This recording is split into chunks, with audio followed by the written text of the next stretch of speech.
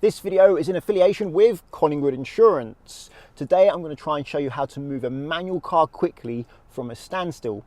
I don't actually recommend you try this until you have some experience moving a car slowly. Get good at moving slowly before you try and move quickly, or you're going to get some bad smells from some burnt clutches. Here is an illustration of what you need to do.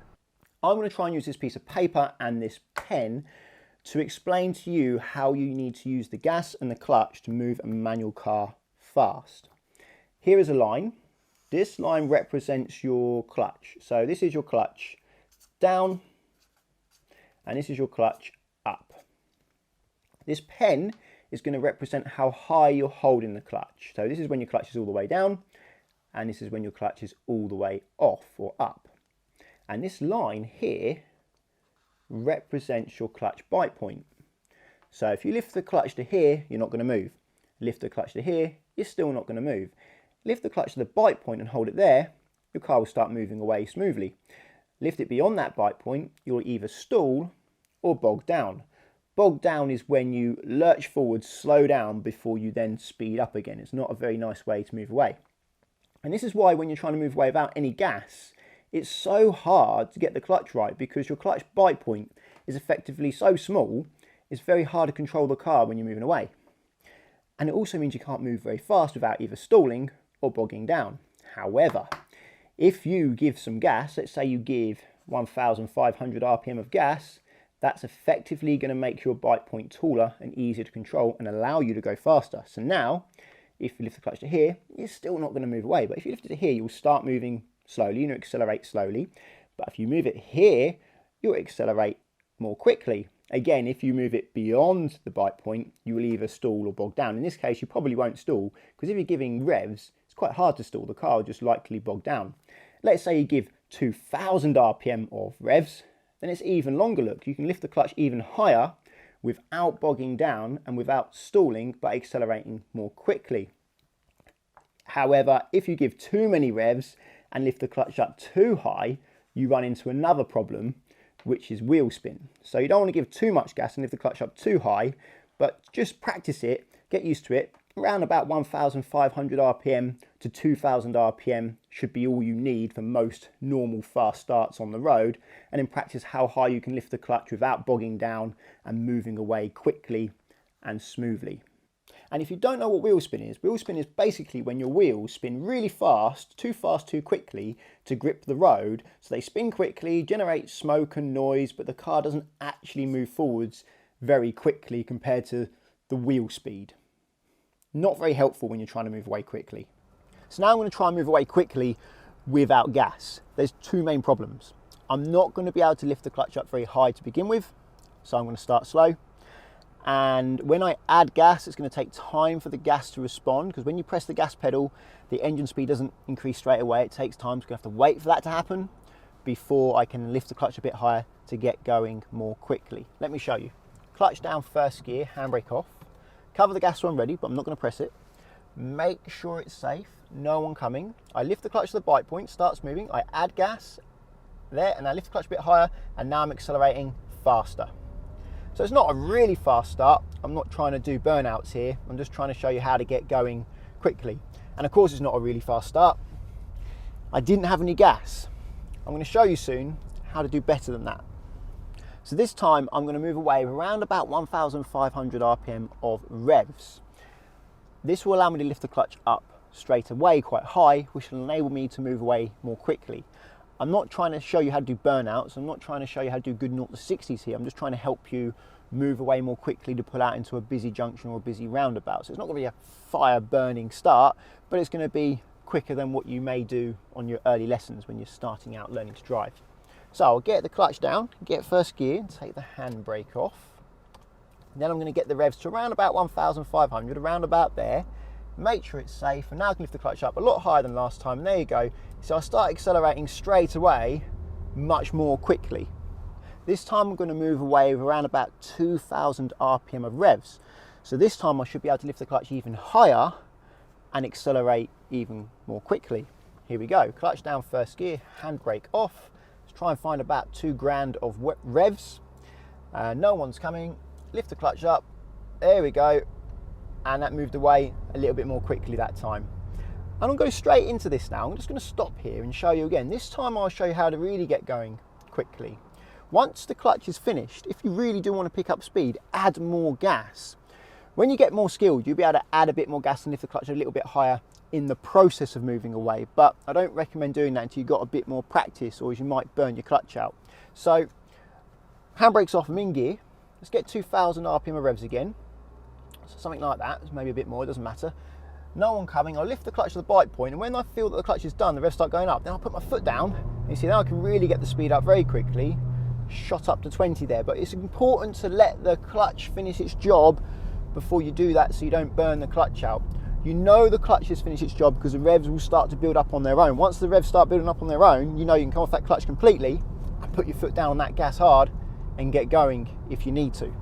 This car is a turbo petrol, and it produces its maximum torque at around 2,000 RPM.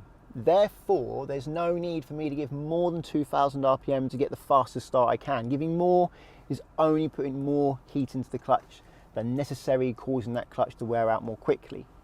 And that's something that's important to consider when you're doing fast starts. Fast starts wear your clutch more than anything.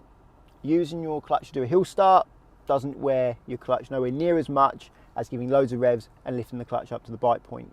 Even when you're creeping uphill in traffic, adding gas, lifting the clutch to the bite point, clutch down, up to the bite point, clutch down, you're sort of pulsing the clutch bite point, that doesn't overheat your clutch very much either, unless you give too much gas, because every time you lift your clutch up, it gets a bit warmer, put the clutch down, it gets a bit cooler. So you have to do that for a very long time to start overheating your clutch.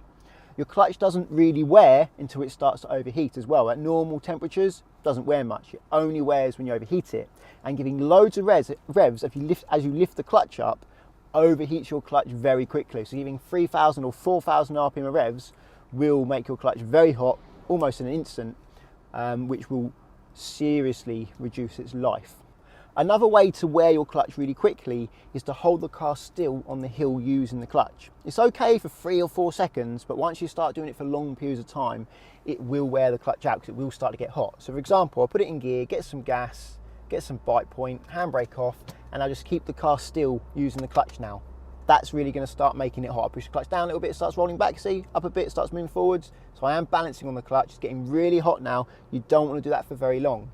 It's different in traffic, because in traffic when you're moving a little bit, you clutch down a little bit, you clutch up a little bit, you clutch down a little bit. So in this situation, you're putting nowhere near as much heat into the clutch because you're only actually on the bite point for a minority of the time. It's probably 20% of the time now, I guess, I'm on the bite point. Most of the time, I'm at the very, very beginnings of the bite point, or my clutch is below the bite point.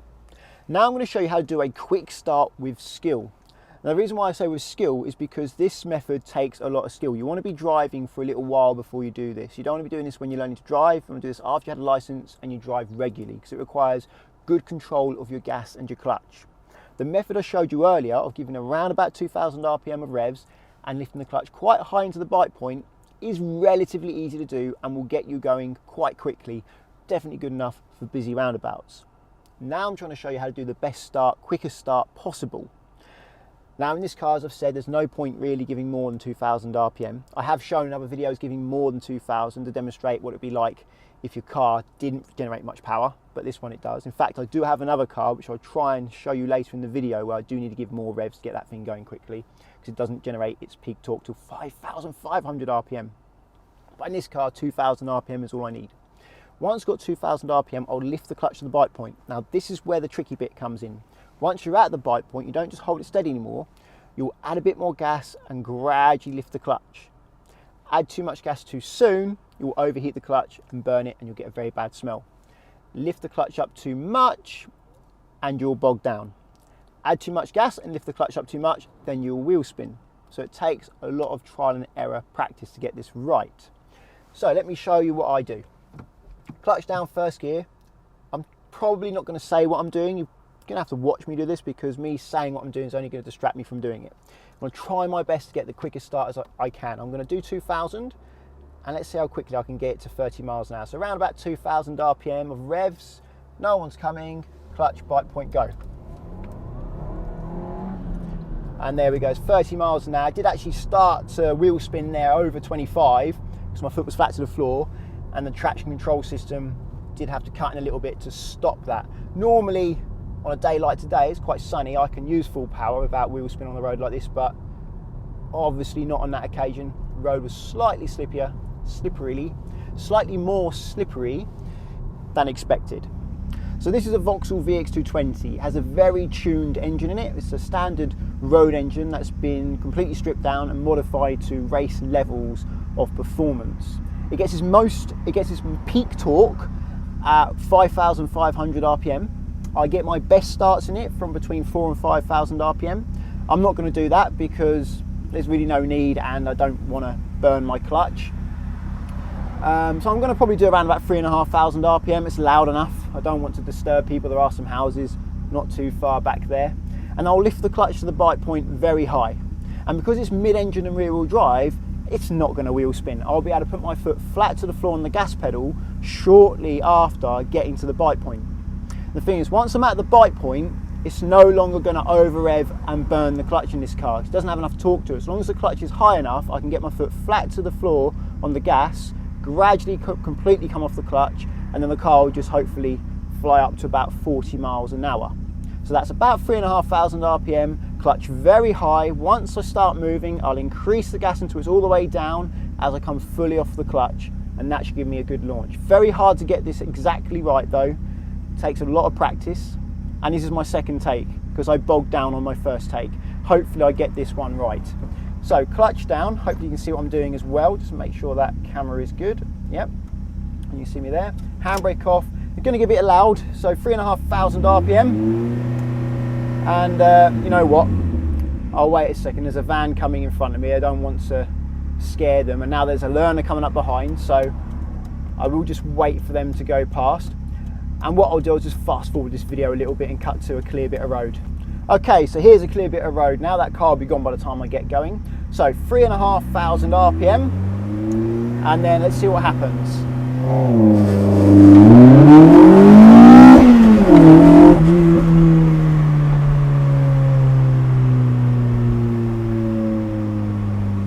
Now I just watched that back and it did look like I didn't check my blind spot as I moved away, but I did. The camera went there, but my eyes went more like over there. And you can't really see much more past this thing anyway, not without opening the window and sticking your head out the window. But as you can see there, it accelerated quicker as the revs went up.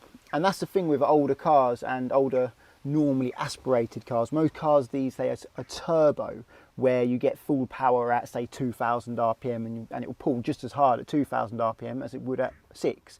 This car, however, it pulls faster as the revs go up. You get that rush towards the red line, which is quite enjoyable, but it also makes it very easy to launch because there isn't that much power low down, so it's actually quite hard to wheel spin. And the fact it's mid-engined and rear wheel drive puts all the weight over the rear wheels, and when you accelerate, all the weight goes over the rear as well, so those tyres really compress into the ground. Whereas my other car, which is front engine, front wheel drive, as you accelerate, the front lifts up, the front wheels get a little bit less force between the tyre and the ground, so they're more likely to slip. That's why rear wheel drive cars can be more exciting to drive, and what makes BMW so good as well, because they're basically like a regular car, but the layout of the engine, the rear drive, makes them feel more like a sports car. Now I know this video is not really relevant to learning to drive because it's a level of driving that's way beyond learner stage. But the same would apply in this car. Even though there's no turbo, if you gave 2,000 RPM and lifted the clutch to the bite point and held it there, the car would move away quite quickly and quite nicely. Except you probably would want 2,500 in this car if you did want to pull out fairly quickly into a roundabout. That's if you didn't have that much skill. When I move away, I probably do normally use somewhere between 1,500 and 2,000, and I gradually add a little bit of gas and lift the clutch as I go. But as I've said, start the easy way, and as you get better, move on to the more difficult way. That way you can progress more quickly and build your confidence up more quickly.